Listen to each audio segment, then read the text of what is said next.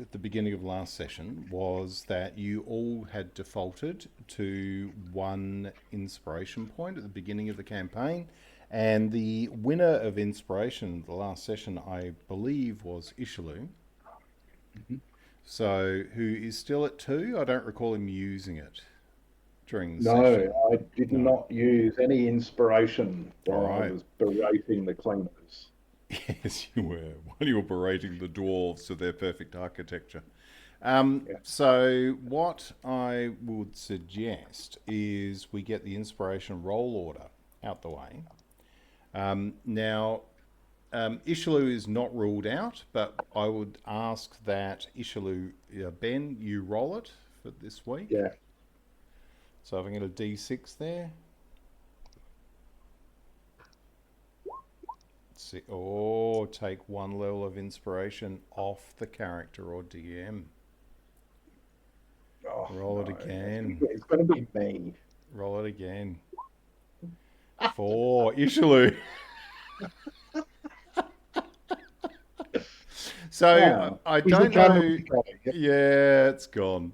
So Caleb, I don't. I'm not quite sure how much detail you picked up in the recording of the last session, but what we're doing in this campaign is the person who wins or loses inspiration is our starting point narratively for each session, right?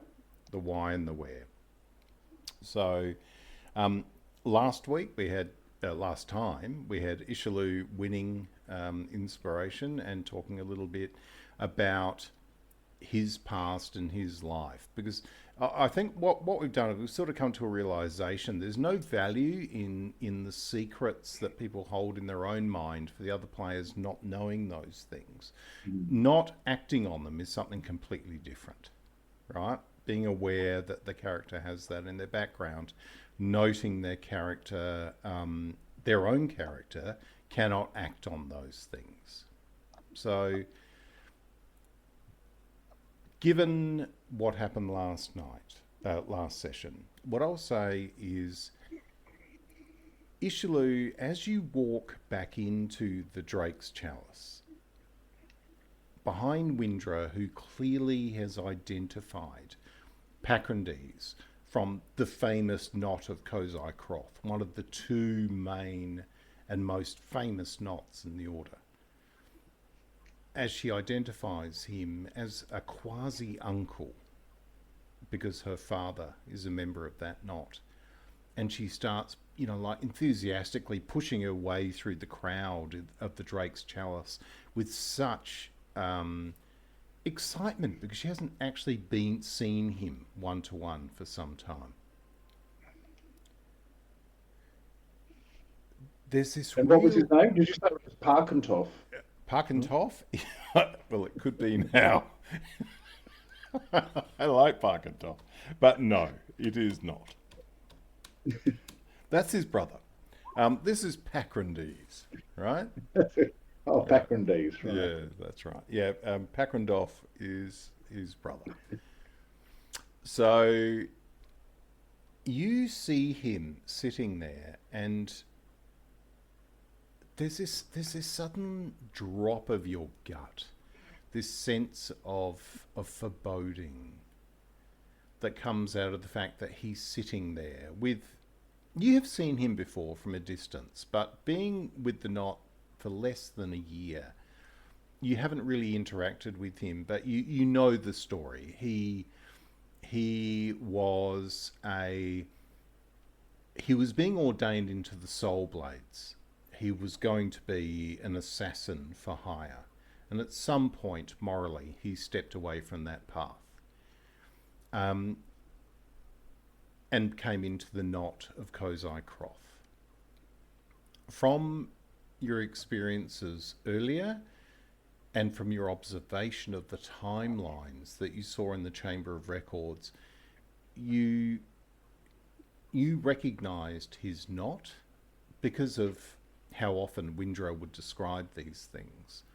And your brains have been trained to hear a name and visualize the knot that defines it in the language of the Order. all you can remember is standing in the Hall of Records, and when you were looking at the strands hanging from the original cord, you clearly recall the fact of the proximity of Pakrondees' knot adjacent to Gazanolt's, before Gazanolt's was taken away and taken over to your own. And the intricacy of what you defined as the simplicity of the order had just become so complicated.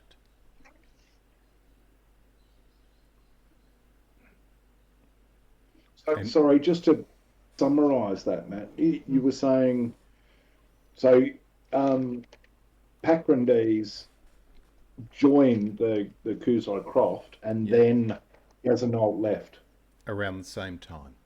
Because if you recall, your character is the only one that got a sense of the timeline divisions. Mm-hmm. So while Filialis got this real sense of the depth of risk in those events, and Damian gained the sense of the abject sense of the threat and the deaths and stuff that have occurred. And as you know, Windrah gained that real sense of the language of those chords. The one thing you picked up the sense was the depth of time between events. And that synchronicity of Pakrondees arriving in the Knot of Cosai Kroth, or what became the Knot of Cosai Kroth, and Gazanolt shifting, is something that's become very apparent to you. And you feel like a bizarre sense of linkage and a bizarre sense of doom associated with this. Hence, your level of inspiration going down the toilet as you walk away. You feel you've learnt something, and you feel that something, it will be any time a player character loses inspiration, they will gain insight from that loss at another time. So the loss of inspiration never becomes a perpetual negative. Mm-hmm. It's like an investment in the future. So you push past the crowd, and as you move towards the table that he dominates in this incredibly overcrowded venue, you see a tall, thin, waspishly thin woman move through the crowd with ease. People part. And as you see her, Filialis, you notice that she's going like this with her hand, like... Yeah. As she walks past, and people are just parting as she carries this jug with a variety of clay wine goblets, and puts it down on the table and sits down next to Pakrondees. And you look up, and she locks eyes with you, Filialis, because she's wearing the same sort of frayed sort of outfit as you. She's wearing quite an ornate dress for your line of work, but her travel cloak is green, clearly made by the same tailor in the village, you know, from the whole point. And she acknowledges you as you move forward. Her eyes are disturbingly green. Damian, can you make an Arcana roll for me, please?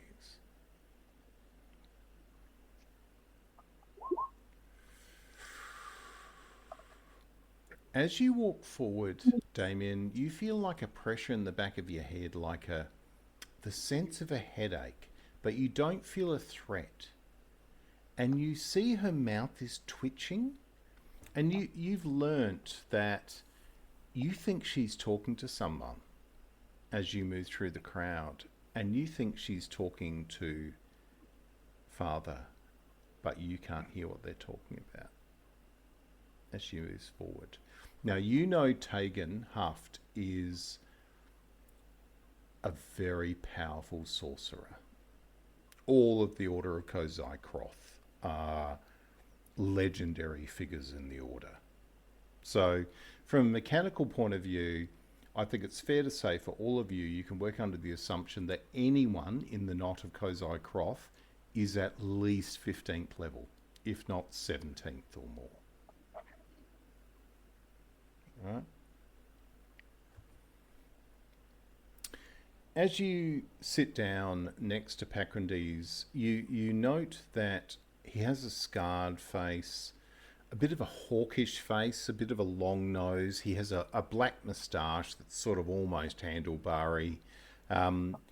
He does look quite young. You can see a lot of grey in his hair, whereas you've struggled with the age of some of the members of this knot because their muscle comes from a dwarvish warrior who Izhilu probably hates, called Namrika, a female dwarvish warrior, and she's legendary in her destructive prowess, but she looks like the youngest because she's a dwarf hybrid, similar to a Stormborn, and she looks young compared to the age of her human party members, because the remainder of the Knot of Cosai Kroth are all human, apart from Namrika.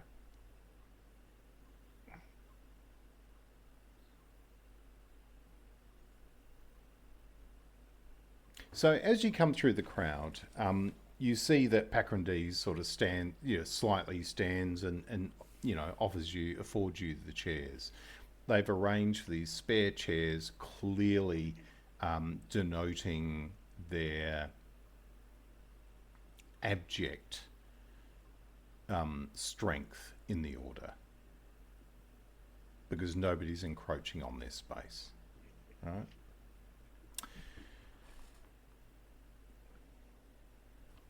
I'm assuming you take the chairs off it. Yeah. Yeah.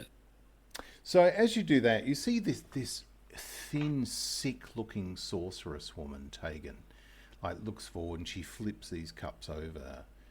And as she's flipping them over almost like a carnival future, reading, like a tarot reading. And she flips them over, and then she flips a couple back, and then she flips them back, and she flips them back again. And Ben, can I ask you to roll again on the inspiration guideline, that 1d6 table?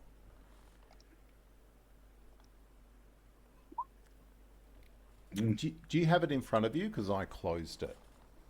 I closed it too, Okay. because... No, that's But fine. I can open it up. No, I've got it. So Is it 2? Yep, Damian, that's you. Do you know your number? No, I pulled it up. Excellent. I pulled it up. So, Damian, you notice that sort of vague pressure in the back of your head has dissipated, and she flips these coins, these cups around, and then she flips it back up as she picks the jug up. And as she picks up Damian's and puts it down, you can see there's a small silver coin where the cup's mouth had sat. And she looks up at you, and Damian, you lock... There is no pupil. They are just like vibrant, bright blue eyes with this white, hag-like hair. And she looks at you and she says, "That coin will buy you something very important, Quandian. But I think the thing it will buy you most of is time." Now, Caleb, I want you have been given basically an omen from a divination-based wizard sorcery spell, right? So you have, in that coin, you now have an 18 that you can use at any time. She's personified basically a like an omen-based divination power to you in a physical form.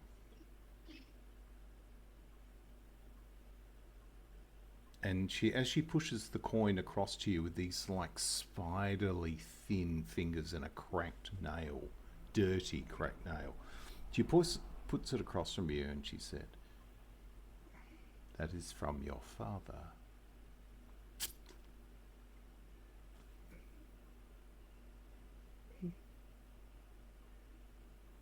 And then she sits back and you look at her, and the rest of you look at her. She's disconnected from the conversation now.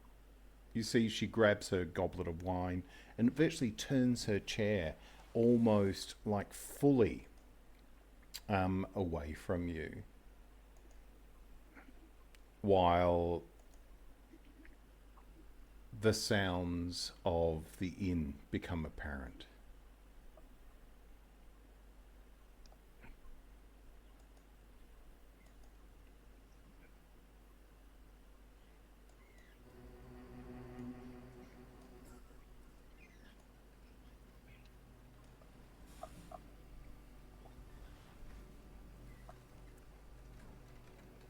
Did you hear about that guy who killed the troll? Pakrondees, like you, like takes some alpha, This little starts a little conversation in the background. blows, and he said, "Yes, I did. I've also heard the troll has grown from 10 feet tall to 20 feet tall in every telling." He goes, "It is a good story for you, Izhilu, and one you should build upon." And he turns around and he stands up and suddenly goes, "Play something happy. Enough of this."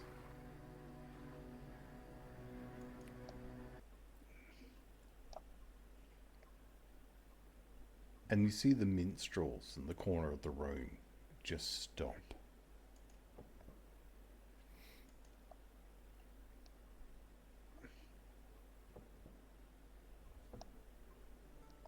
And the noises of the tavern reassert themselves. It was almost like the whole place went quiet as you went to the table.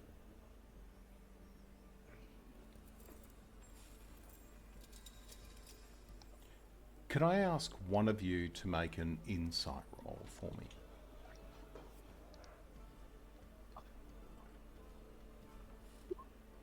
Wow.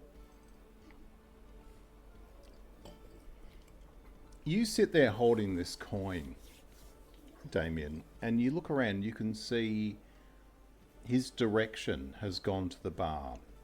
And Viren Meadladle, who owns this establishment, who's very familiar with the order, nods back and opens the bar up, and jugs of ale, nothing expensive.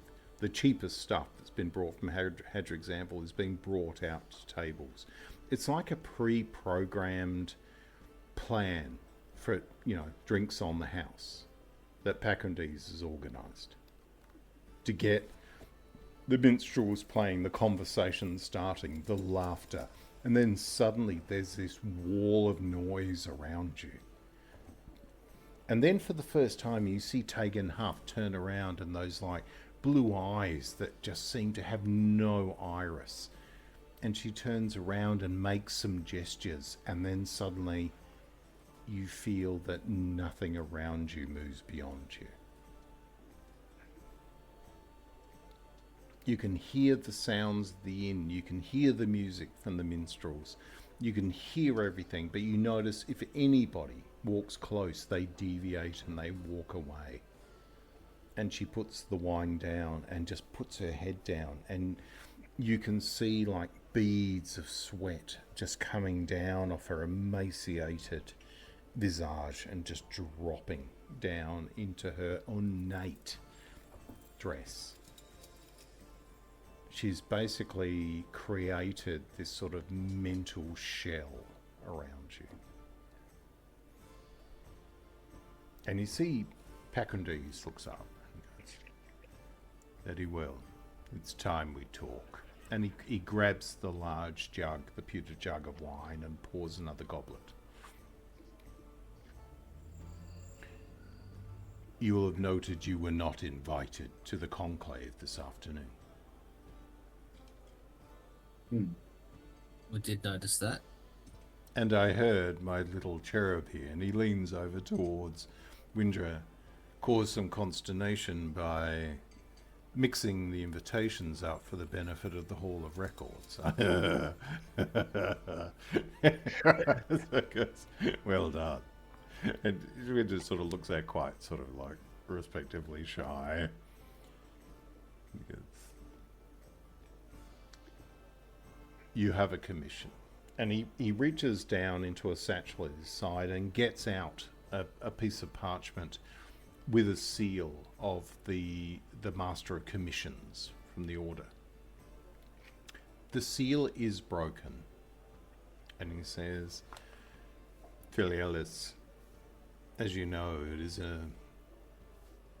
it is not right that a seal is broken before a tire sees this, but I must explain to you why. But he hands you the commission. I'd take it hand and sort of, I'll open it and sort of start reading. Start reading it. Okay. So what I'll say to you is you read a commission which basically has been written very promptly. It doesn't seem to have the formality of a normal commission. And in that, it is directing you to return to Fetchwood.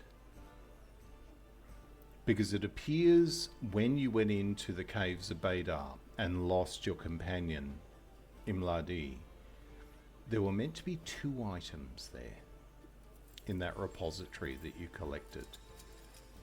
The 3-footed small bowl that you've returned was there. But there was meant to be something else, and it describes it as like an amphora style object, but it has 4 handles. So like a goblet with a thin opening. It has 4 handles, and on the nib of each of the handles, where your thumb would go if you're holding a mug, has 4 Savyn effigies of the 4 main Savyn tribes. So basically what they're describing is a Savyn relic of some form. Sure.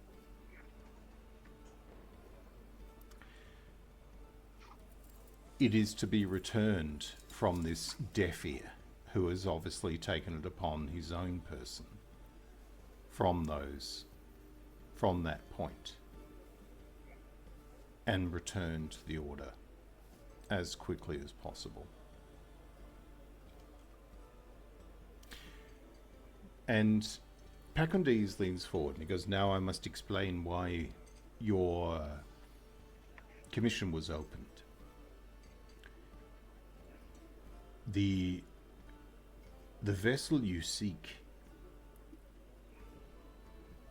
was used to hide something recent within it. It is ancient, no doubt, but it was kept here for centuries as an object to protect it from destruction with the dispossession of the Savyn people. It has been in the possession of the Order for 400 years or more.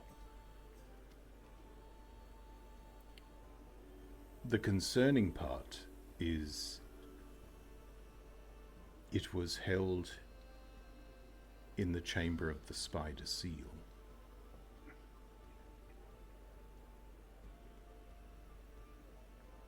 Do you know anything about this chamber of the Spider Seal?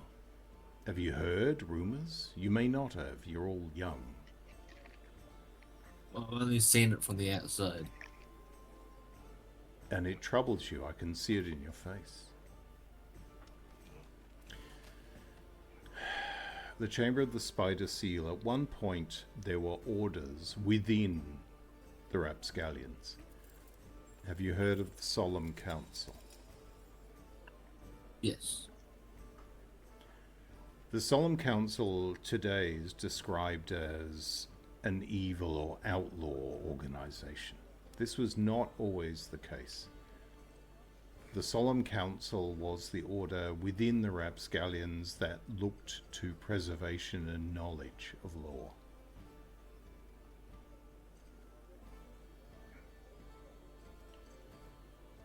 The Chamber of the Spider seal, to our knowledge, to official knowledge, has not been opened in over 100 years.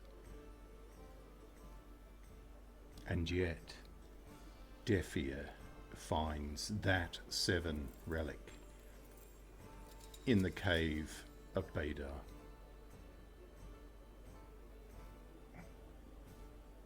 Recently. This means only one thing. Someone has accessed that chamber.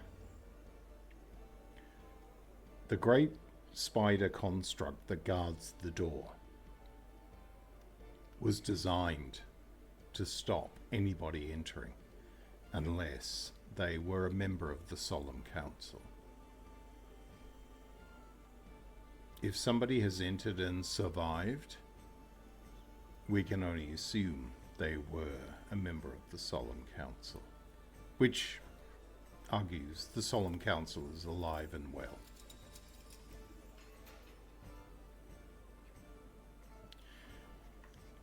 But we don't know until we get that amphora. And we need you, Filialis, to help us work out how to open it.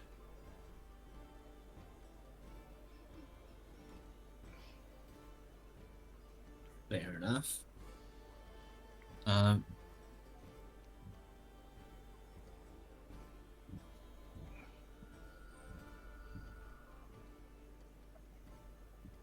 Let me be We'll very need some- sorry, go ahead. Yeah. We'll need some more protection from those darn lungflies, but I think we are of the view that it has been removed from the cave, and Deafear has it. And we are concerned about Imladi's death. Because the equipment you were provided with to enter the caves of Beda and return with what you have successfully returned with,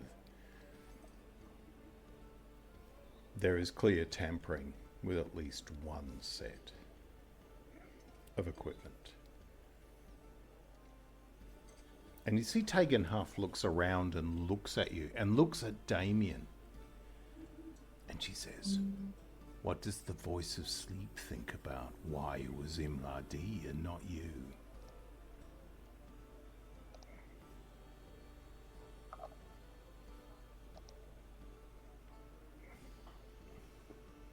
I don't think I've told anyone else about this, about that mask before. Besides my knot. And she takes her goblet of wine and turns back and looks at Pakrondees and goes, they're going to die. She turns back, grabs the jug, pours more wine, turns her chair around with this grinding noise to the back of you and goes back looking at the minstrels from the side. And then she flips her head back and goes, by all means, keep talking to dead people. It seems like a pleasure to be around. And you see Pakrondees looks back and goes, Tegan has always been interesting, but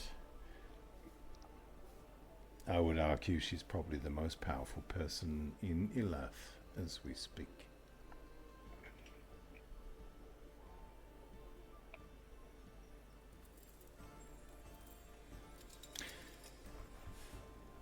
Because the path has been selected for you. Now I must explain why. We have, as you know, a conclave this afternoon in the Great Hall. The Hall Mother and Grand Tyre, Izhilu, wants 3 of the knots underway with the commission. I'll explain why. 2 great things have happened recently. The first, the Duke of Hadring's Anvil's envoy has arrived today with 3 unusual visitors from the north.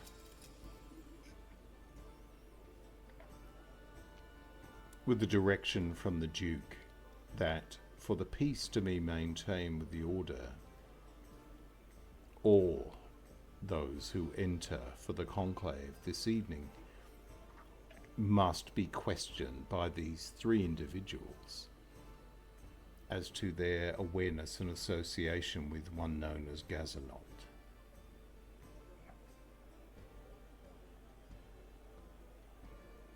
Second, King Dagon, or as he likes to be called, Magor now,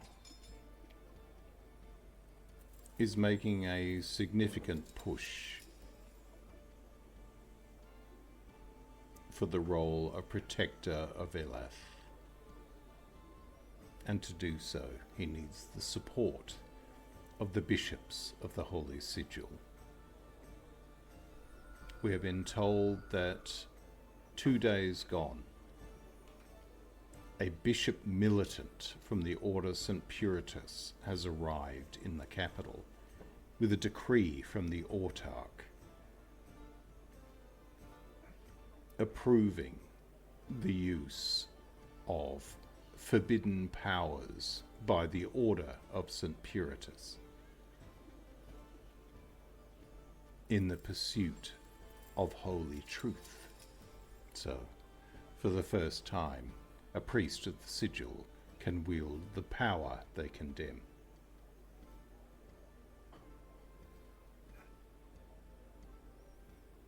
There are many things afoot.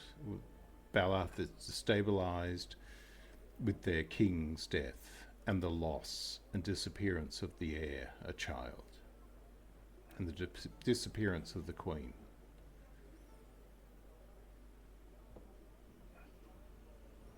We've noticed that in the ports of Azur, Fretzian pirates build in great number.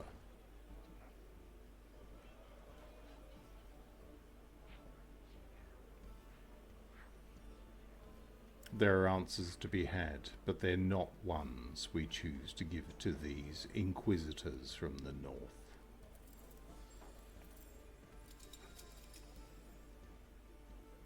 That is why you have no invitation, as is the Knot of Cosai Kroth will not attend. Cosai himself is in a meeting of the Council of the Order with Izhilu and the other masters today, as is Audrima from the Futiles. But also the Futiles and us will not be attending either. We have other jobs to do. Your role is to stay away, take your commission, and above all, stay away from these curious northerners.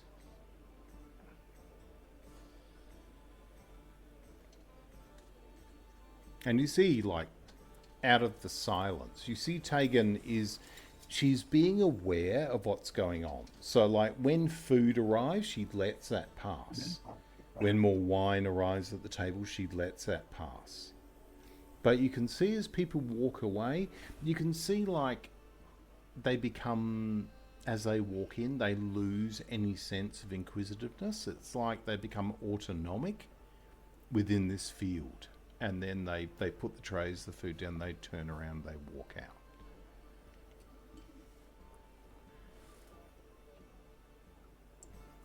The one thing you've heard about Tegan Haft is she's a prodigy. She always was a prodigy. But she's insanely loyal to Cosai Kroth.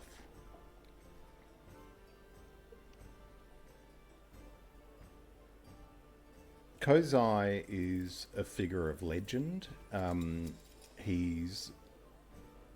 They're not every great task. They're not fulfills. And it's something that it's fair to say that for those of you, perhaps definitely Filialis and definitely Windrah, who've been very grounded in the order, maybe a bit less for Damian and definitely less for Izhilu coming from his background. It's not so much your focus, you know, that sense of wanting to replicate their renown. Yep. Yeah.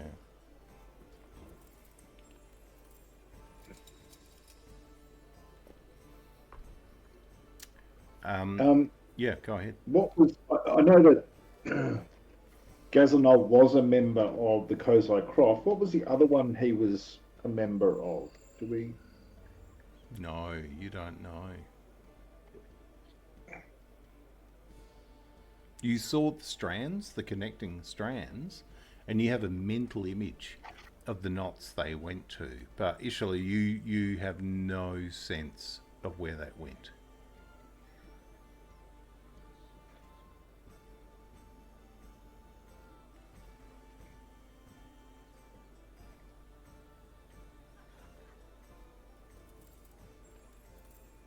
And did I get it right that all three knots won't be attending? Yes. And that's in part because they don't want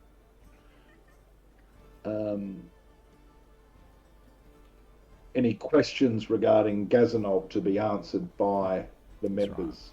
Right. Yeah. So whoever these three strangers are, they don't want you, the Knot of Cosai Kroth or the Knot of the Futiles, to be queried by them. And those strangers have been sanctioned by the bishops of San Puritas. No, two separate points. The Inquisitors are being sanctioned by the king via the Duke of Hadring's Anvil. Yeah.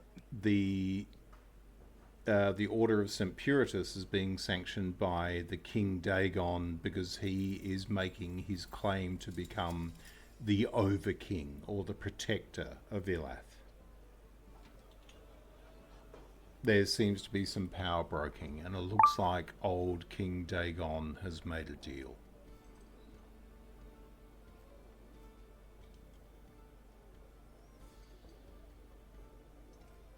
Now, the name Magon has been selected because he has to pick a name that is appropriate for the old kings of Windrah. So it has to be. This would be, it's such a pretentious selection. It's like if you were a Windsor or a Mountbatten king and you said, I'm King Mountbatten. Do you know what I mean? It's basically going straight to the core of the thing. There's no subtlety at all. He was born King Dagon II.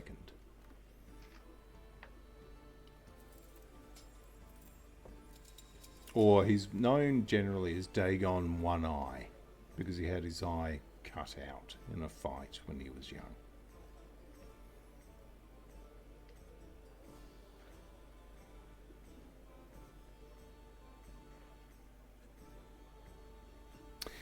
Pakrondees reaches again into his satchel and puts a small sack pouch on the table, and he says, "There's 100 pieces of gold there for supplies and what you need. Tegan and I will be waiting here for Cosai to return.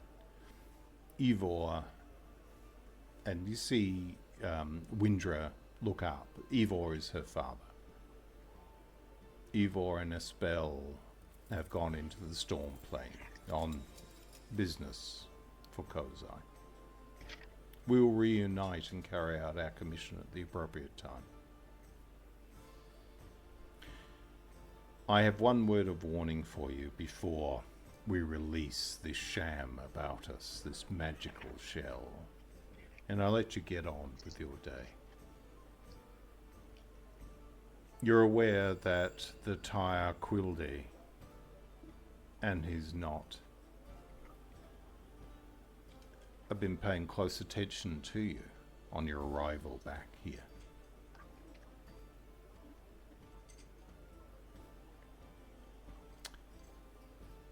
Be warned about them.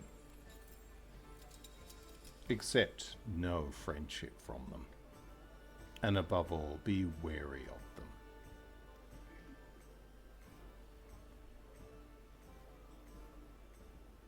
them. For they have sold their service to more than the Lady of Luck.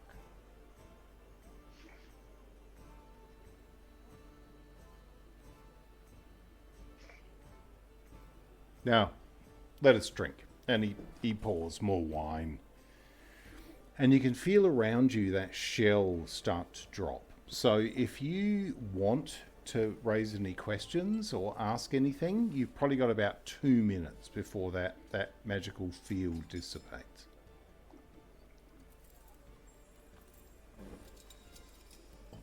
I still don't understand why the commission had to be open.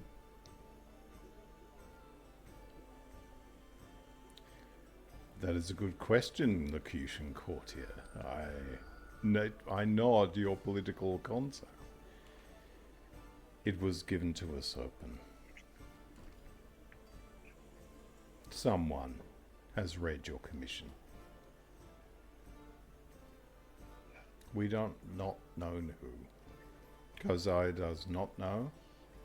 We don't know if the seal was broken by the master himself, the Hall Mother.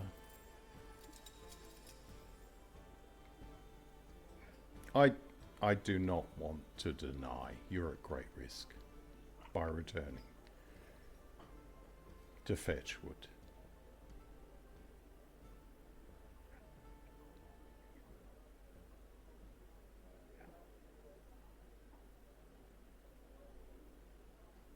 Okay, any last questions before Tegan's field starts to drop?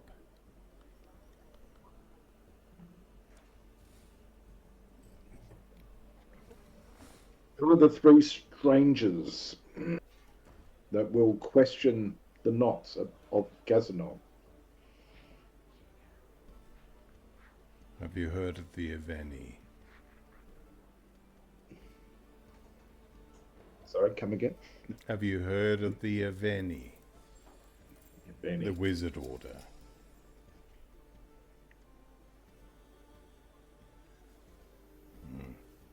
They're an order of 4 wizards from Brodaria. They have sent 3. Apparently they travel in 3. Interlocutors, they're called. They have a guard supporting them by a hunter.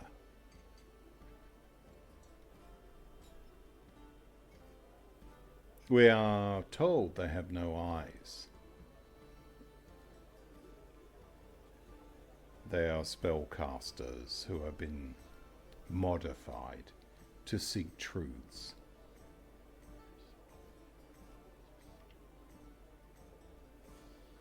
Or maybe not truths, facts.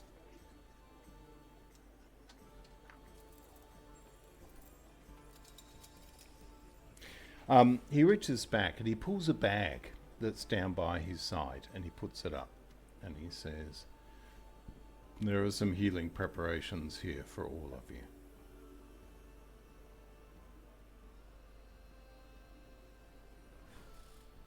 So each one of you has a potion of greater healing has been given to you.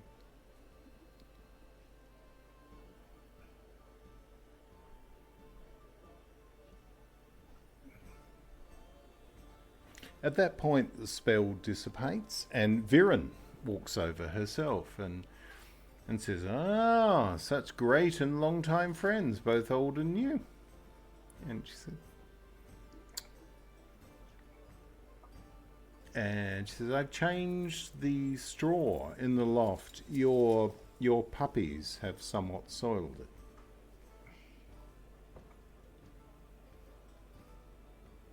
I put them in a wicker basket. I am tired of the pissing everywhere and chewing on things.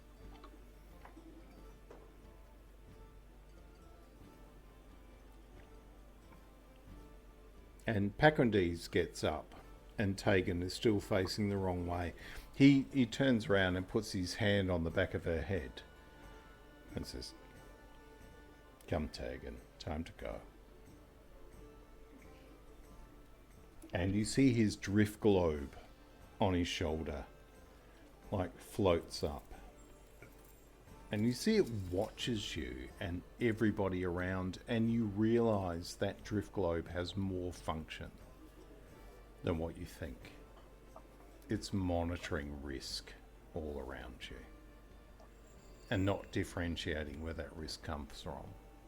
So as you see, he gets up and moves through the crowd, almost helping Tegan. Like Tegan seems to maybe have like an arthritic sort of development later in life. He sort of supports her through the crowd, and you see this drift globe is floating behind him on his shoulder, switching and swiveling with sharp movements as things happen as he leaves. And you're in the tavern, the music's playing, whatever Pakrondees paid for is working. The ale is going. Since yesterday, where there wasn't a great deal here, with all the knots coming into town and cleaning everything out, obviously the supplies from Hadring's Anvil are in abundance. And you can see there's a great deal of merrymaking underway. I'll hand them a gold piece just for their troubles with the hound upstairs. And she takes that and she goes, "They're pissing on expensive hay, Filialis, but I'll take it." And she puts it into her pouch.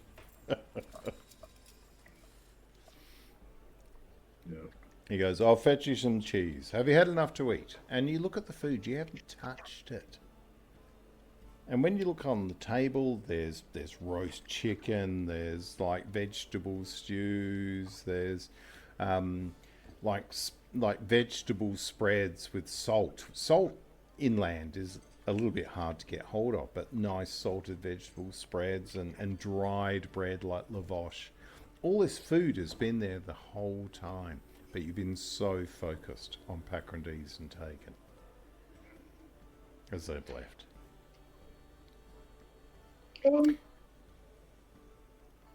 It's Viren, isn't it? Sorry?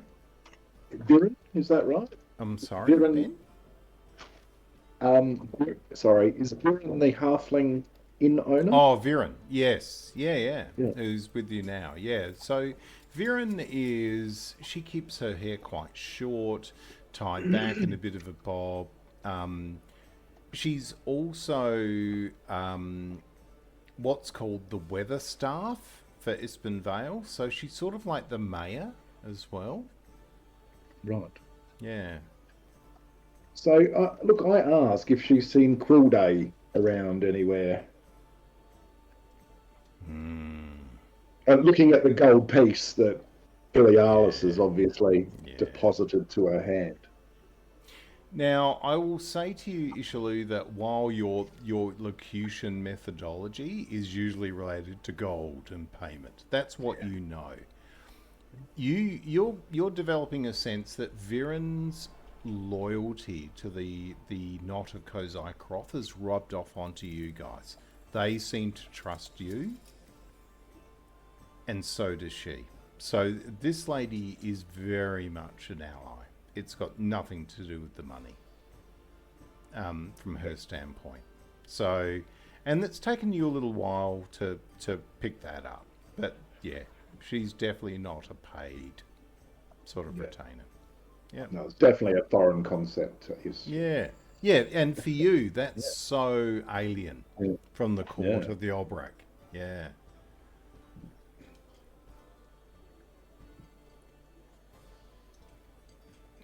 So, sorry, go ahead, your question. Oh, my question was if she's seen a Quill Day around. Ah, yes, that bloody soul-selling weasel. Yeah. Yes, they were...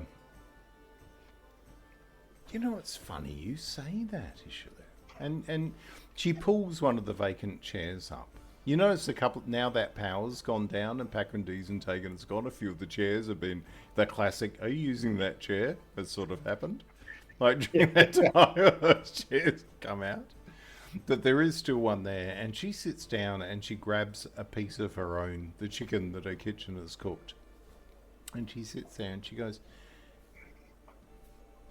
I'm certain they left earlier today.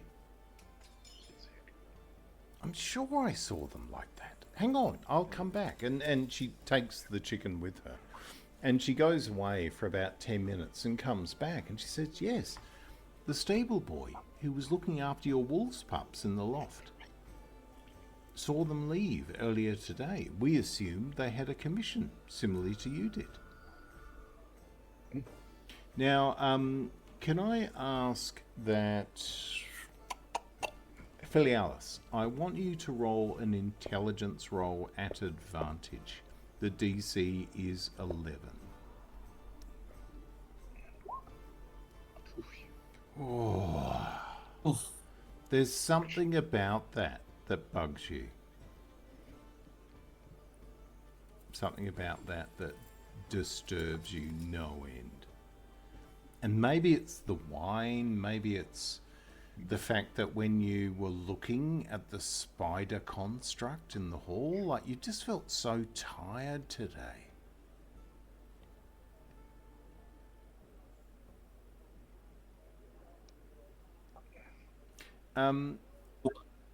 Go ahead.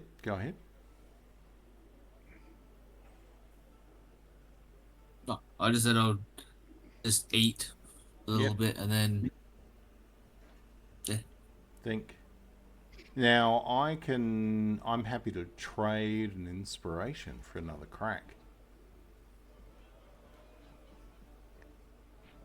Oh, that sounds like a good enough idea. All right, go ahead. Yeah. Another roll at advantage. Oh, so good. All right, you just made it. So you're sitting there, you're eating and you're chewing on a sort of a pork rib or whatever, and you're eating away and you think, Pakrondees said you were the only 3 knots that had a dispensation not to come. If they've left, they're either now outlaw or they were given a dispensation under the Master of Commissions. Now I want you to make an insight roll, but no advantage. Mm. The thing that troubles you, Filialis, is about the seal being broken on your own commission. And are you being lied to? Are they being lied to if they've already left? What's going on? You got to a point where you're struggling to find out, who do you believe? Now, can I ask Damian to make a medical roll, please? You've been cogitating on this all day. All right. 16. You think back to Imladi's body in the Hall of Records where the assessment was made for the cause of death, and you think back to your own sense of relief where the medic of the order effectively ratified your knot for doing what they did, which was effectively killing a member of their own knot to stop the spread of gorgent lungfly in the cave. There's something medically that troubles you that seems to have passed them, Damian. You can remember being in the hall when the body was inspected and listening to the medic talking about the air tube that the lungfly had penetrated through the chest of Imladi in the base of her neck to breathe before the transmutation within her body.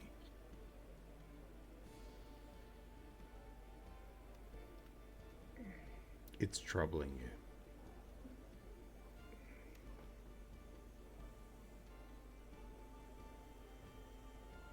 Okay. So Viren can see you're all basically troubled by the events of the conversation. So she gets up and she says, I'll make sure that everything's ready for you. If you're leaving tomorrow, I'll prepare some, at least you have a nice meal, something fresh on your way back north.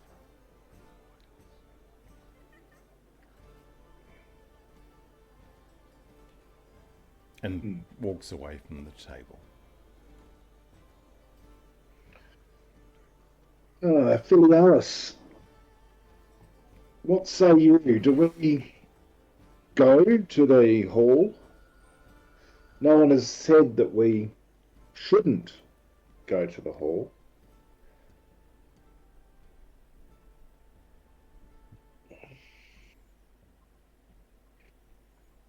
You notice at that time the minstrel stopped, Filialis. Your whole knots are looking at you. And then they strike up a new tune. Yeah. Well, I think that this might be a good time to consult the coda. All right. Oh, you're going to go for the coda. All right. Yeah, great. Brilliant. Wow. Good idea. All right. Call it up. Does it have a function to share it with other players? Let me have a look. Well, it's just sort of in the Coded it's in device, the yeah. handouts. Yeah. All right. So you're going to call on the coda. Brilliant. Yeah, lovely duck. All right. All right, what'd you roll? A 9 and a 9. 1, 2, 6. Okay. So, All right. So a 9, a 9, and a 6. So you have a horse. so 3 horses Yeah. 3 Horse. horses at 2 a.m. at 2 a.m. All right. warm. Yeah. Okay. 2 a.m. So you're going to wait. Now, Yeah. I would think that that implies that we should probably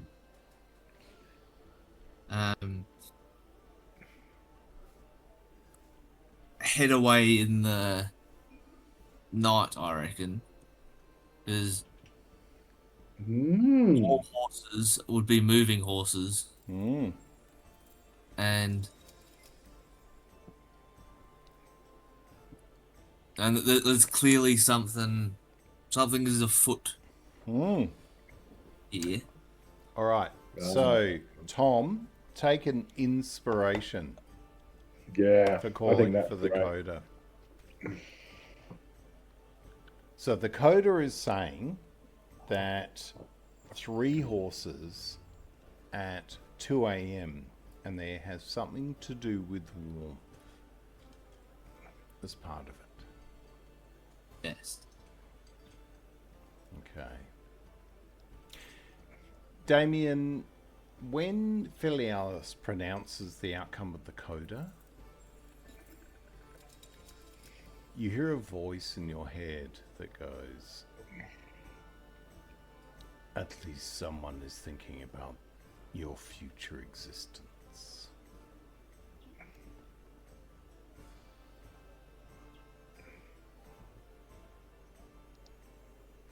Could you repeat that? Sorry. At least somebody is thinking about your future existence.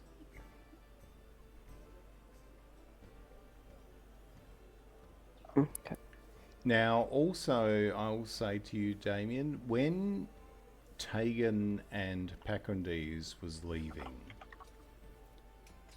almost using a semi-prophetic outcome, when they reached the door, you turned around and at the last minute, Tegan half turned around and she went like this.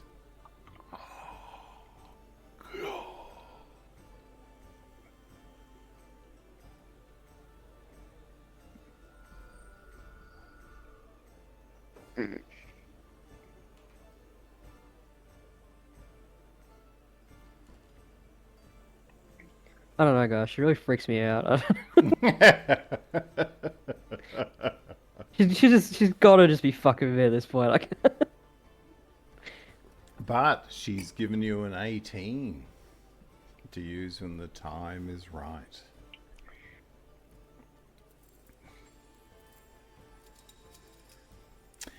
All right.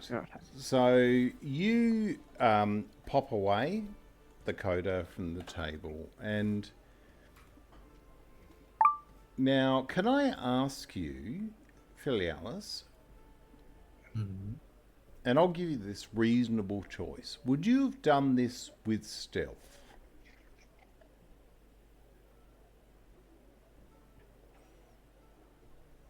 No, well, because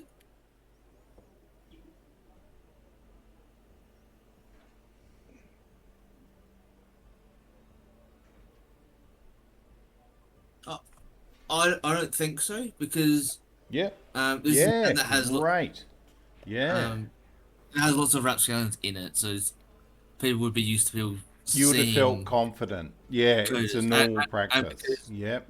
because everyone around us would have seen it, well, because it would be standard practice for Rapscallions to look at that code after they get given a commission. Completely agree with you. Great answer.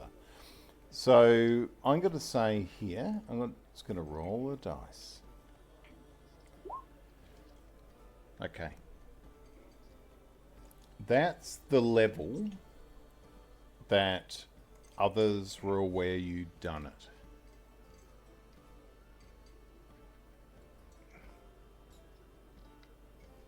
So in this window, I'm going to give all of you an opportunity to make a roll that you feel is relevant to you. Now, with Windrah, she will make a perception roll. I'll just get Windrah up.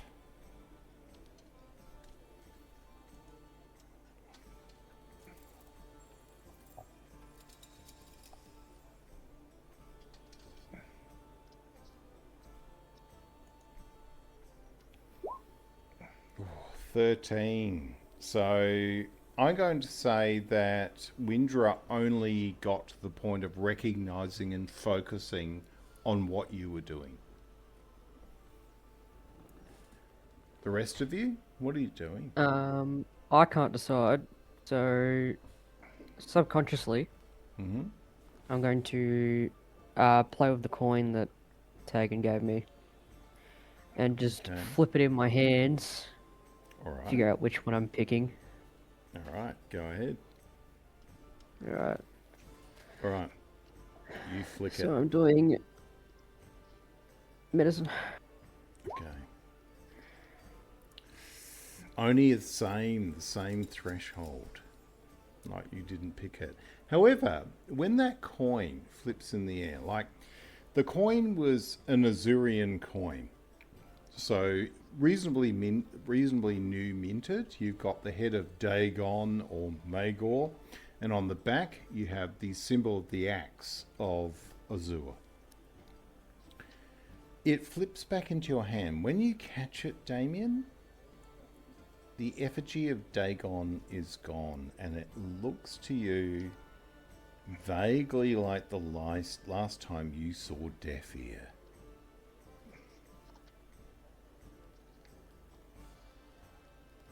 Mm-hmm. You put it in your pouch, you pull it back out, and the coin looks like Deafear. Like it's transmuted in the air as it falls down. All right, so we are only left with Filialis or with Izhilu. Are they using a skill in that period relative to the boundary of 13? I'm gonna insight, I reckon. Okay. Oh, okay. I'm going to let Izhilu roll. Whatever Izhilu is planning to do first, let's do that. Izhilu is because I imagine the Knot of Cosai Kroth is well known, and people, although there was a mine shell, they would have realised that we were maybe we were talking with them. Mm-hmm. So I'm just going to look around for, and it's really if anyone's looking at this rolling of the coda business, Yep. and they're sort of, if they're being too, Yep. just anyone who's taking too much notice. And I'm going to just go with intimidation. Oh, Okay. Not quite. Unfortunately. I spill my drink. On my... Okay. Yeah. What I'm going to say for that very good roll on insight for Filialis is, Filialis, you look up as the coda is rolled, and you know someone was watching you, and you know they've left. You didn't pick them up. You saw what looked to be like a black and silver cloth leave through the door. But you know that that person was very aware of what you were doing. The other aspect of your insight is more to do with your interest of looking at Tegan Huft. Because you're certain she is Savyn. The vibe was there, but the thing about Savyn is that they know when they're going to die, like elephants. It's weird. You've had your own recent experience, but you get a sense that Tegan Huft isn't long for this world. But the thing that really comes to the insight is that you think Pakrondees knows that.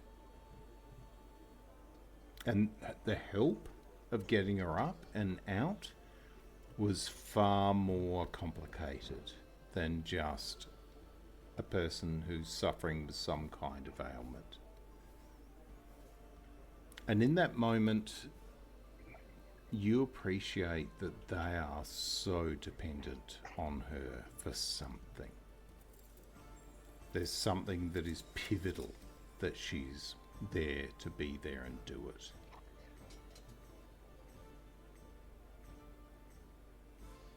But There was definitely somebody watching the Coda report. They definitely had a black and silver elements to their garments, and they've left.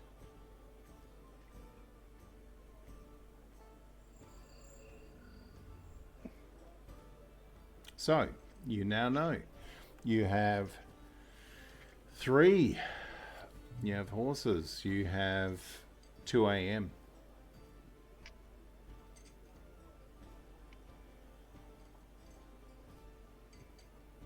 What's the plan?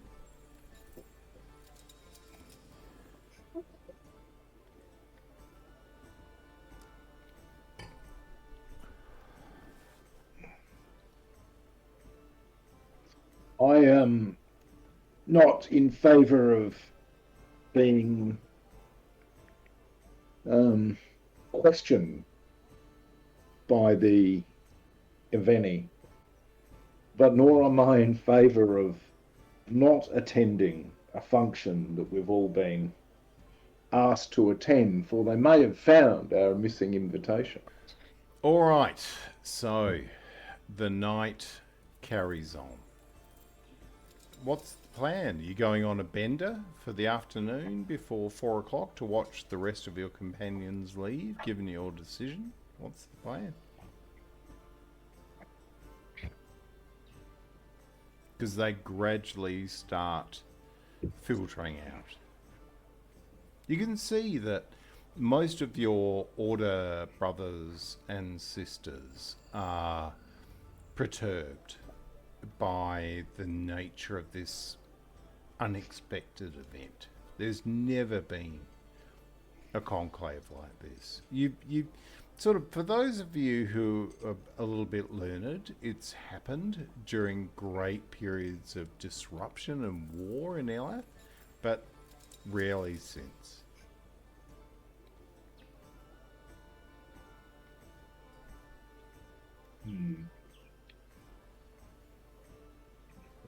And you can see generally I'm less inclined to be questioned about my past than I am curious. Yeah. Or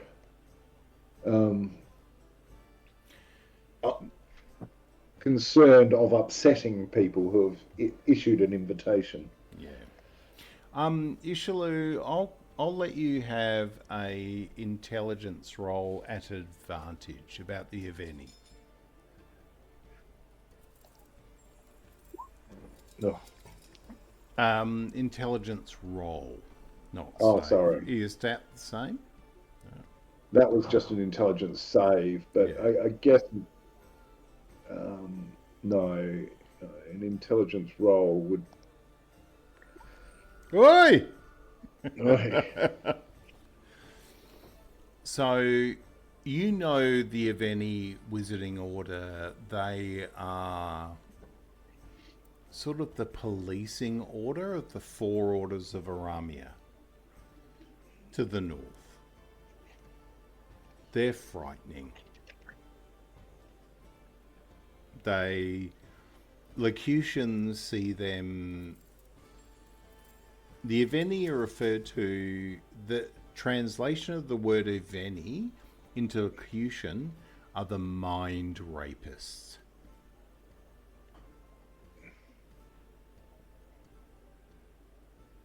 Which is a bit theatrical. Like, you've learnt enough about the way your culture is perceived externally, and it's a bit dramatic. Right? Definitely dramatic. But not far from the truth. You're aware that from an arcane perspective, 3 of them, there are few beings on Aramia, on the planet, that could resist their truth-saying. You understand they have a sophisticated spell protocol where the 3 of them target 1 person. So mechanically in D&D, think of Zone of Truth by 3. Oh, okay. Well. Yeah.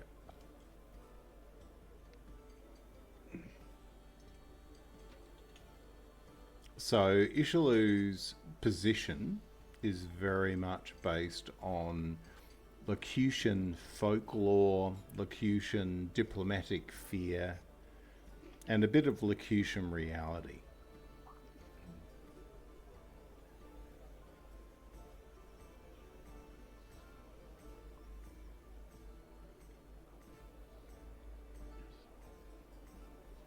Okay, so you notice as the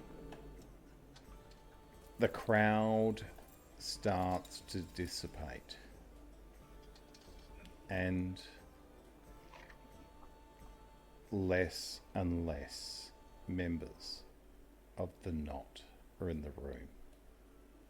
The music from the bards dissipates. It's not a great performance, but I don't know if you've seen that episode in. No, so Israel gets up and sort of brushes himself off, and as if he's going to leave, but he keeps, and then he'll sit down again, a bit like, yeah, I'm a guy, Like everybody starts going to the door and they sit down. yeah, that's right. All right, what about Filialis and Damian? You can see Filialis other tires of, for want of a better term, lesser knots acknowledge you, show you respect as they call for their team to move in.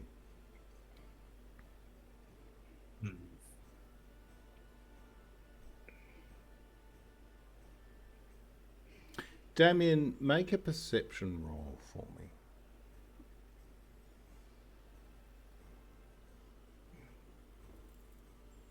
Okay. You're watching and you can hear father come through the back of your mind. It goes, they're frightened. Look at them. And you watch as you go through and you can see they are. This hasn't happened before. He goes, they do not understand. The only fear is the point of death and the joy that comes from going beyond that point.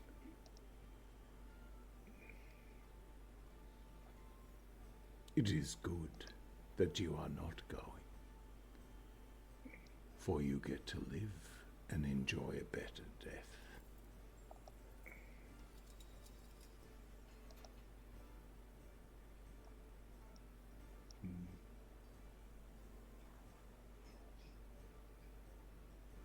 Yes, but I can't hear that. But I'm going to build on me.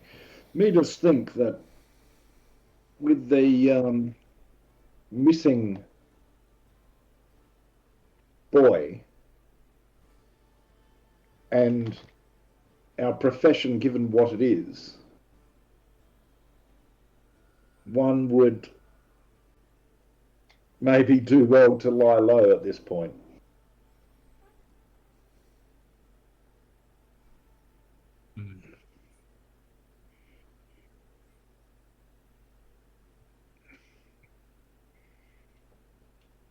You see Viren comes through and she's sort of like cleaning tables and stuff. Are you boys here for dinner or not?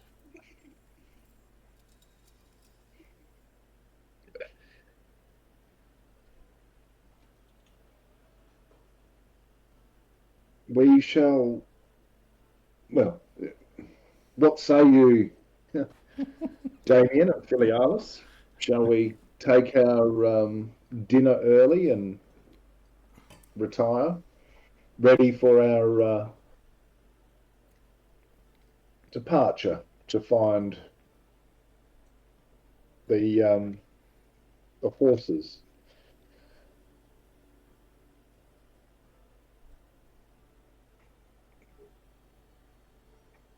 Yeah, I just got to go to the bathroom real quick. Is that Damian or Yes. Not Caleb. so Caleb, Damian just gets up, deflects the question with having to go to the toilet, and then heads off. But it does give you an out. Yeah. So if Izhilu, Windrah, and Filialis want to make a performance roll with advantage, they can do so.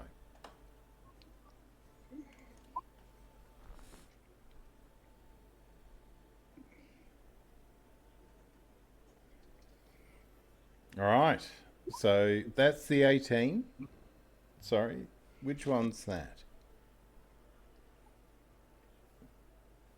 Okay, so we'll say the 18.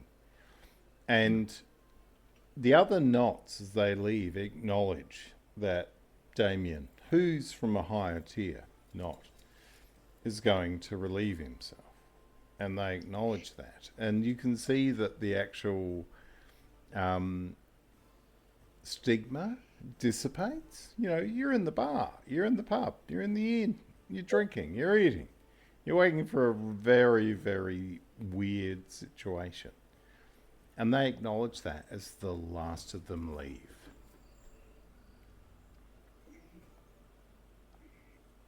You watch as the last of them go, and it's with a sense of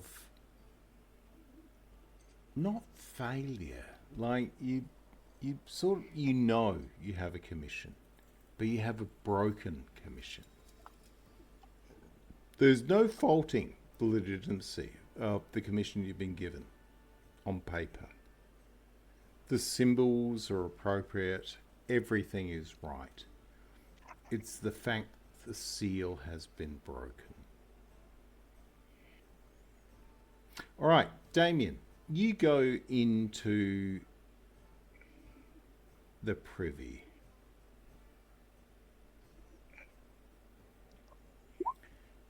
You open... Are you cleaning the privy?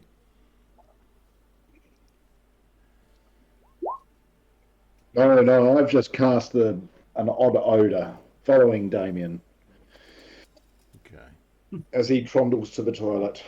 Okay. All right. So that works out well. Take your inspiration back, Izhilu.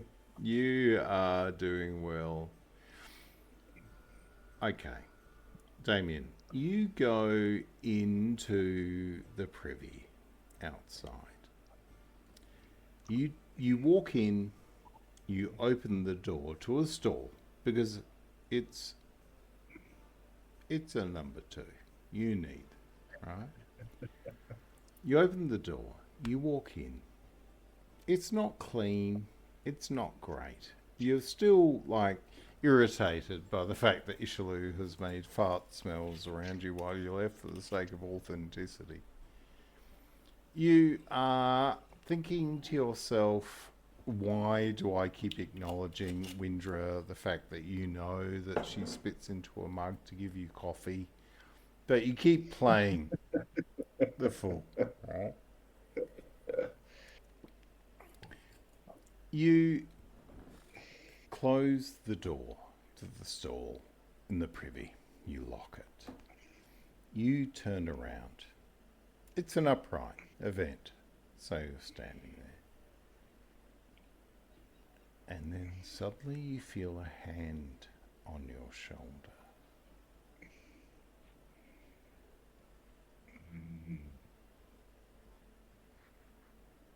You look to your right where the hand is, and you see these long, almost translucent fingers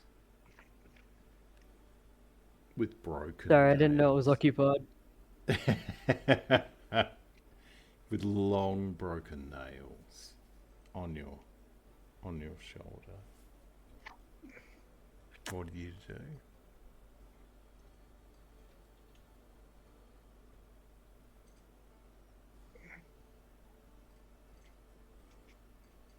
Yeah, sorry, the door wasn't locked, so I just assumed. I mean, sorry, I'll just step out. And you hear this voice next to your ear going, the door is locked.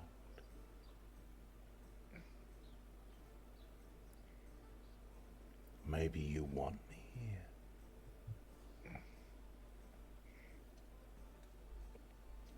Again, you've seen nothing apart from the hand.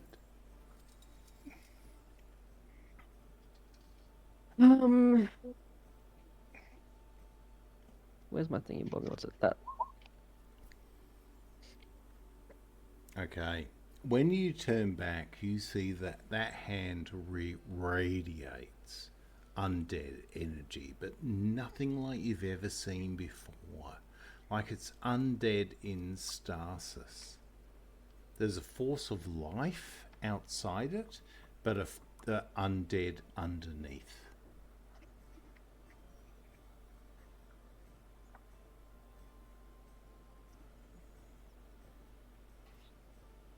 Am I feeling any sort of like? Can I feel the hand actually there? Yeah. Can I feel a presence? Yeah. You can feel the body behind you. Even to the point, like, you look down slightly to your left and you can see what looks to be like dark green taffeta.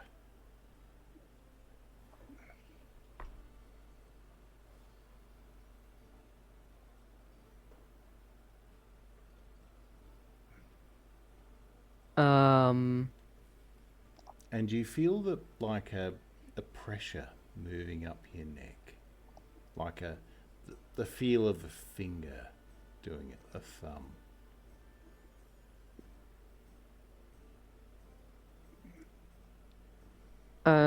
Can I turn around and see who it is? Okay. Give me a strength, an athletics roll.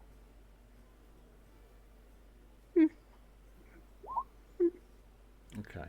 You try, as you turn, the thumb presses into your neck and you feel this like real pain at this. You hear this voice into your left ear going, Father isn't here at the moment. You can tell the truth.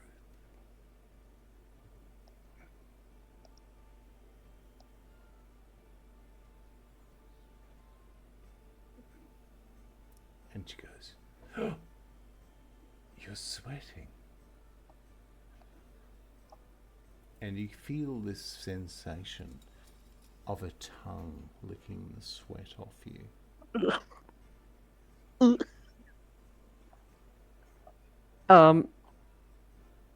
It's not gonna work. I'm gonna try casting Hold Person. Okay, go ahead. All right. Okay, let's roll the DC. Wisdom save, it's not gonna work.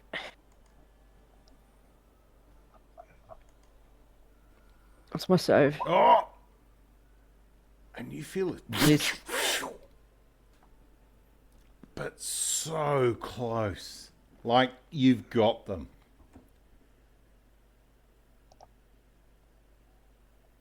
And you feel this thing, and you feel a second hand touching across your eyes. And you see that the fingers almost replicate the position of the voice of sleep on your face. Bad And touch, then bad touch, and bad then the touch. hold comes into effect.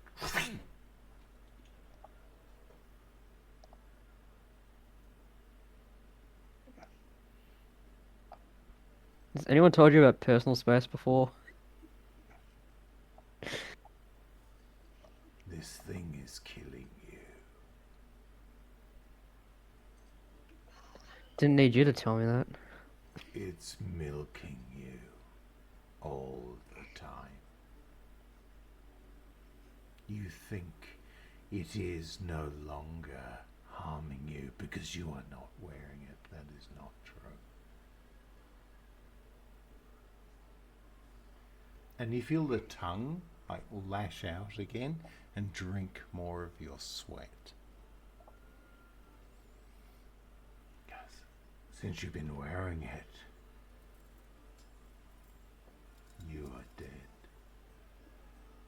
Look into a mirror with your eyes of death.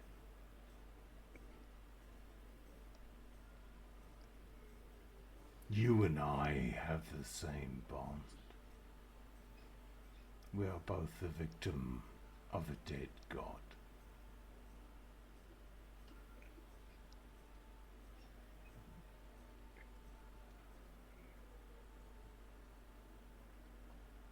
It's up to you.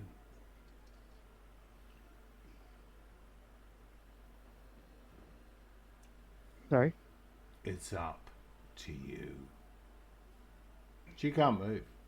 This female visions in your mind. Your hold worked.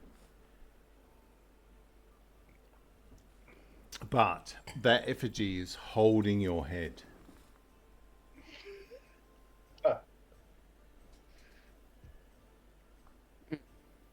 And she says to you, like, do you want to look at me now?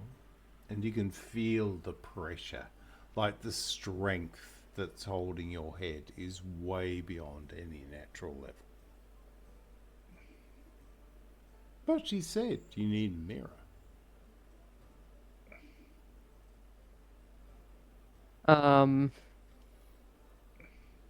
I'll hold up the bone saw and use that as a mirror. So you're going to try and do it. behind Yeah, me. yeah, okay. So like you sort of wrestle the back and you try and get the back and you flip it over the top. Like this entity can't work. And as you drop it down, you see in the vague light, like there's candles in here, right? Like burning down quietly. And you get this effigy of this white marked face where you can see veins and stuff in the face. But only a hint of it, like this much, that's being blocked by your own shoulder, because you are taller. And as you turn the saw down to look, you swear this effigy, this long tongue comes out around your ear and you see it's just harvesting the sweat around that. And you look up and you see it sort of, it winks at you while you're looking at it. This sort of quasi-elven sort of shape of eye and tattoos that look like a road map on its face.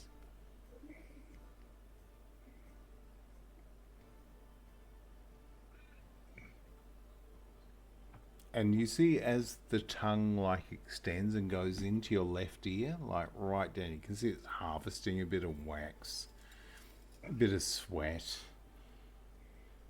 And goes, did that make you feel better?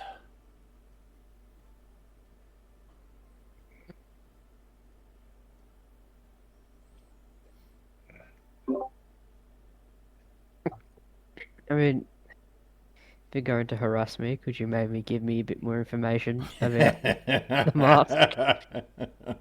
All right. So at that point, oh, it's still held just by an edge. And you can see this time it gets frustrated. And it goes, they're all going to die. But none of them taste as good as you, because you've already dead. And you see the tongue comes out and is licking the sweat off your cheek. It goes, they're no good to me yet. And I wish them well. You're strong, Damian. You're strong. You can trap individuals in the public toilet at your end. For that end, I'm impressed. I'll give you 3 facts. Are you ready? The Dude. spider will kill your fox.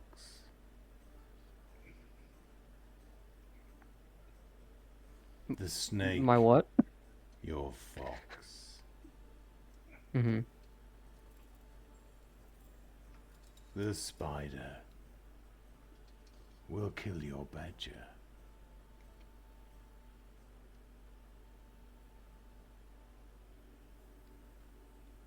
And a snake will kill your snake.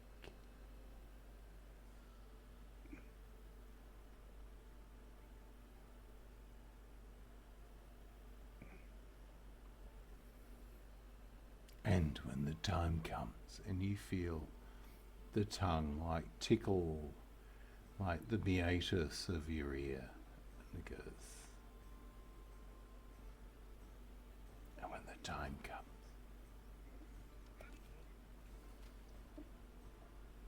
I will kill you. Can you repeat that? I will kill you. And at that point, she will roll. Jesus! But she will lose legendary resistance to break away. And in that moment, Damian, you realise she let herself be trapped. Yeah, whatever she wants to tell herself. All right, so what I will give you a one-off insight roll.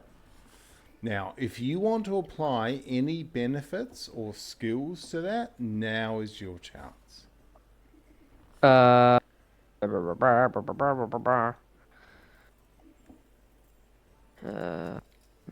can only really guide myself, I guess. Anyway. You have an inspiration. I can tell you that. I got 2 of them. I might as well use 1. No, you wouldn't have had 2 unless you picked up one since the start of this campaign. Well, didn't it get re-rolled Sorry. today? Oh, I didn't read that wrong. No, so like you've had 1 since the start. Okay. Mm-hmm. Alright. That's fine. Sure, fuck it. I'll use it. All right. So using guidance as well. Yep. Okay. My insight's pretty good anyway, but we'll see how we go. Okay, And 17 with 4. your... Yeah? So 19. 19. All right. Let me roll.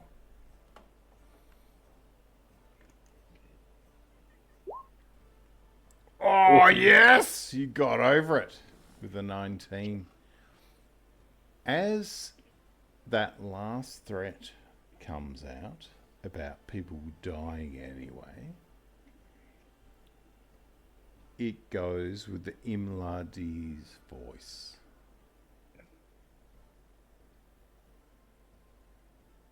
Okay.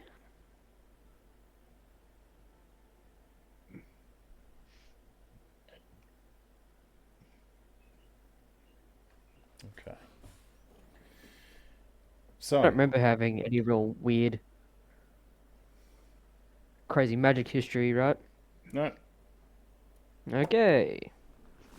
So, you step away. Suddenly, you're falling into the privy, right? This force is gone. You do what you got to do. You manage to avoid a disaster. And you stagger out of the privy.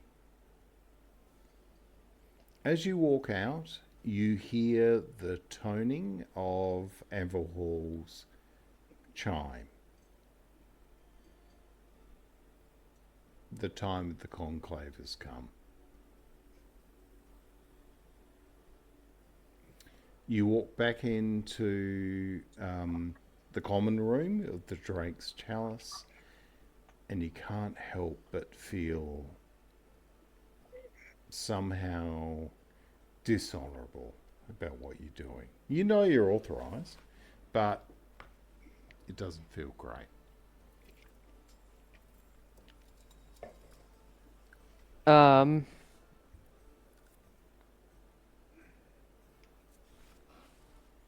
want to... How long? Hang on, let me double check how long this actually takes.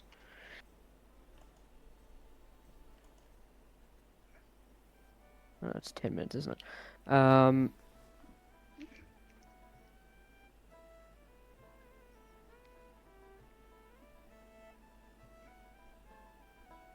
Okay, I'll wait, actually. See what everyone's doing while I was getting busy, I guess.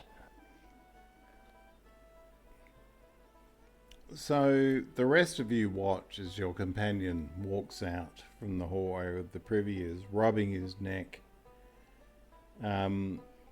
looking worried as he comes back to you. You are...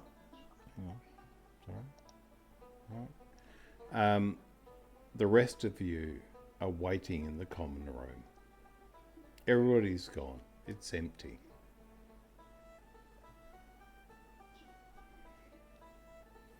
There's a bard, like, trying to knock something up with his lute, and a flute player.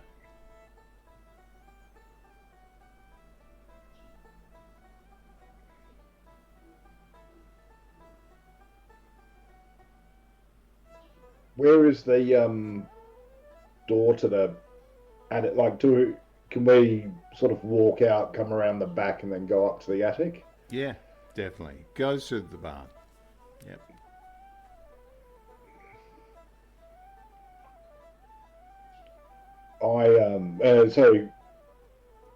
Izhilu gets up and says, "Well, we best be off." Okay. So you get up. As you leave, you can see Viren, which is exhausted after a tavern full of people. She's like standing there like dancing with the bards that are playing to an empty room suddenly.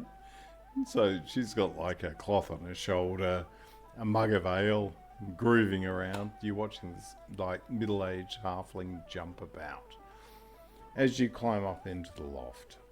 As soon as you get up there, you can hear the... Sorry, Matt, just to be clear, I want to make it look like we're leaving and then we'll come back. Ah, okay. If you know what I mean? Yeah. So you're heading off out to follow the actual chime, and away you go. All right, so I will ask... I pick a bit of food as I go off the tables where people haven't quite finished. All right, I'll get one of you to make a deception roll with advantage because you're prepped.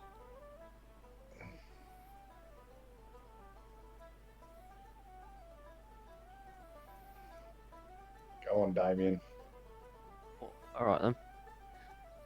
All right, so 15. You can see there's no one there to care. You walk out, you make it look like you're doing the right thing, you circle back to your digs up through the ladder to the top. And you can see as you get up there, there's a whining of your of your wolf pups in the basket. When did we feed them last? No, it's all right. You've got a stable boy who's doing a good job. So everything's all right. So what's your plan? Are you leaving now? Are you going to wait till 2 a.m. for the 3 horses?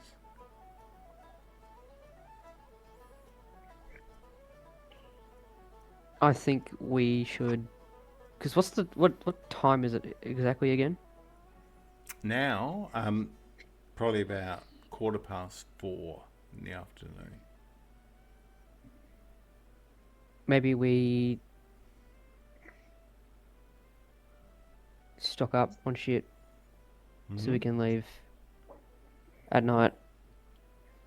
All right. So I'm going to say, because everything's gone quiet, someone give me a stealth roll at advantage. Should we be thinking of leaving sooner rather than later? I think. Okay. So with 17, I'll say that Filialis and Damian, you go out and you gather a few things quietly from the merchants that have shut down because there's no business.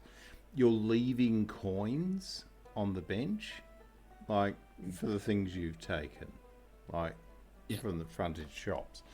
So I will say that you have 10 pieces of gold worth of rations, of herbal extracts, ingredients, spell requirements. You just bought them and left the money behind.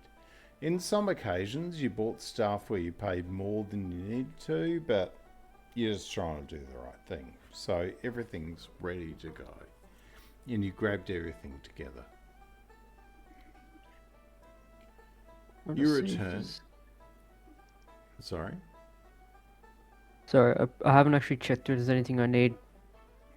Oh yeah, that's right. No chance I can find some diamonds. Hardly doubt. Maybe a roll. Give me, if you roll 13 or better, you've already purchased them. On just regular D20. Yeah.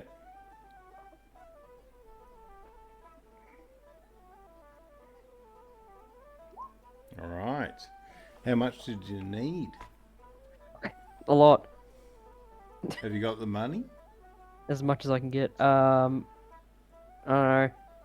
I don't carry much on me, but I might be able to borrow some from the Knot Tire if it was How much do you need? pre-discussed. Well, minimum I need 300 gold worth. How much cash you carrying, Ty? Well, I've still got the 190 golds in the bag of holding. All right. And we do have 95 gold left from the stuff that we just got given. So we do have about 280 gold pieces. I could theoretically use all of our money to buy one Revivify, but all right. I don't really want to. Give me I don't think I want to do that. Give me a performance roll. Nah, you got to pay 300, mate. Yeah. Nah, don't look.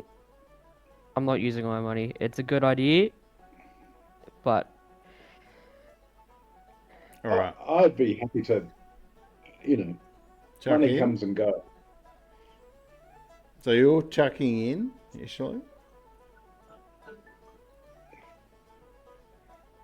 Well, I have 68 gold.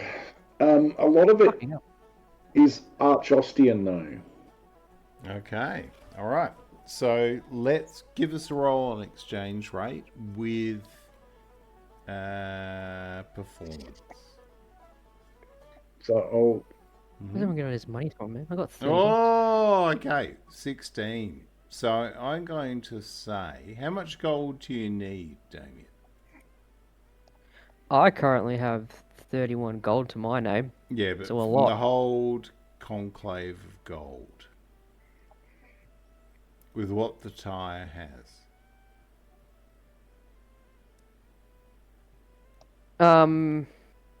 If we pulled together all of the gold that we have communally plus mine, I have enough to buy one spell. Okay. Without the deal that Izhilu's negotiating? Without. Okay. So I'm going to say that Izhilu steps in with the merchant, and we're talking about the price of the diamond. And for 16, I'm going to say you can get the diamond for about 270 gold.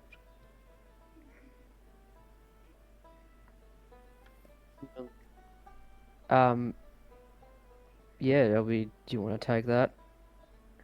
So you're going to cash in, not gold. Yeah? Yeah. Okay. Okay. I feel terrible about it, but No, it is why? an investment in our safety. That was your. Do it. Because Alright. when we started, we had 1,000 between us, so that's your share that you use. So there's still funds available. And Okay. everybody's thrilled you've bought what you need to bring somebody back from the dead. So Yeah. that works out well. So As you- I will put in all of my gold for it because it Okay. again feels like it is my purchase. Yep. So I am broke as shit now, but that's 31 of mine. I just need everything else. Okay. Yeah. So as you pay for it, you grab this diamond and you put it in a special pot in your pouch. And as you push it into that slot, you feel that tongue leak the sweat from your arm as you do it. And now, from now, every time you make a hard decision, that tongue will be there behind you. I was already indecisive. All right, guys. I think Annie's not here. Yeah. 2 and a bit hours. I reckon we're good. You're prepping, so we've gone. This is cool. We've gone 5 hours without combat. That's good.